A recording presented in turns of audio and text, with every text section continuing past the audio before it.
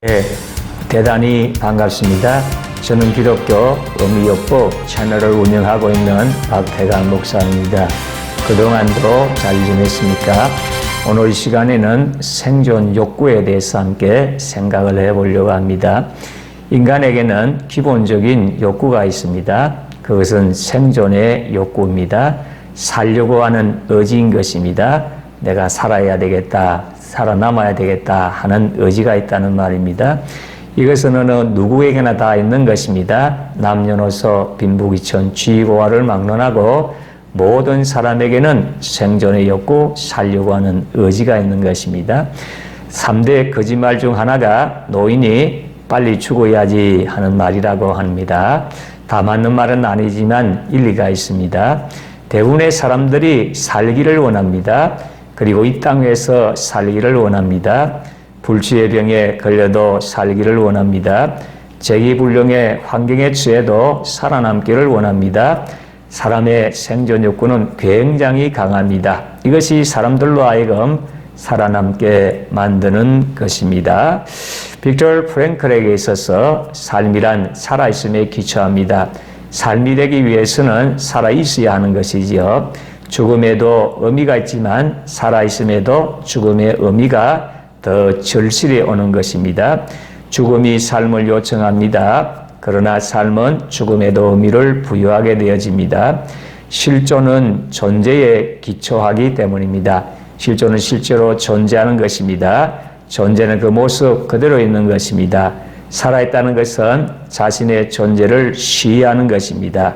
자신의 존재를 인정하는 것입니다. 살아있음으로 죽지 않았음을 확인하게 되어지는 것입니다.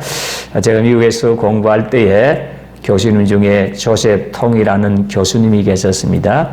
이분은 철학신학을 강의하셨습니다. 그분이 항상 강조하신 것을 잊을 수가 없습니다.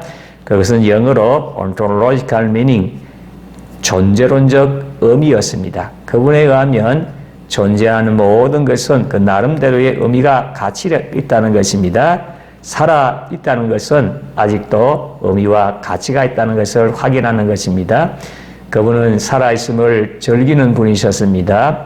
교수로서 연구와 강의는 물론이고 자신이 할 수 있는 일은 다 하셨습니다. 자동차가 없다는 소식을 듣고 저에게 중고차를 마련해 주시기도 했습니다. 고장이 날 때마다 자동차에 기름때를 묻히시면서 고쳐주셨습니다. 그리고 기숙사에 필요한 물건을 손수 만들어 주셨습니다. 그분은 자신의 인생을 즐기시는 분이셨습니다. 참으로 훌륭한 스승이셨습니다. 하나님께서 우리에게 생명을 주셨습니다. 생명은 그 무엇보다도 고귀한 것입니다. 생명의 근원은 하나님이십니다. 생명의 주인도 하나님이십니다. 생명의 관리권은 하나님께 속해 있습니다. 우리의 생명이지만 우리 마음대로 할 수가 없습니다. 생명은 힘입니다. 생명은 그 어떤 힘보다도 강합니다. 덜 풀은 엄청나게 큰 바위가 짓눌러도 살아남습니다. 무거운 바위의 틈새를 뚫고 나옵니다. 무서운 비바람에도 꺾이지 않습니다. 무더운 햇살에도 쓰러지지 않습니다. 그 자신의 모습을 간직을 합니다. 자신이 해야 할 일을 묵묵히 감당하고 있습니다. 그 자신의 존재의 의미와 가치를 나타냅니다.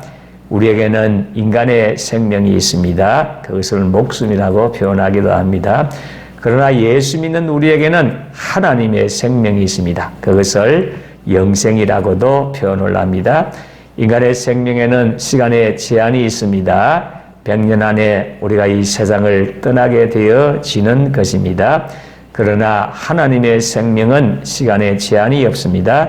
영원한 생명입니다. 그래서 이 생명을 영생이라고 합니다. 이 고귀한 생명을 소유한 우리가 어찌 감사하지 못하겠습니까? 지금 여러분들의 생존 욕구는 어떻습니까? 지금 어려운 형편 가운데 죽으려고 하는 사람이 있습니까? 살아있음에 감사하시기 바랍니다.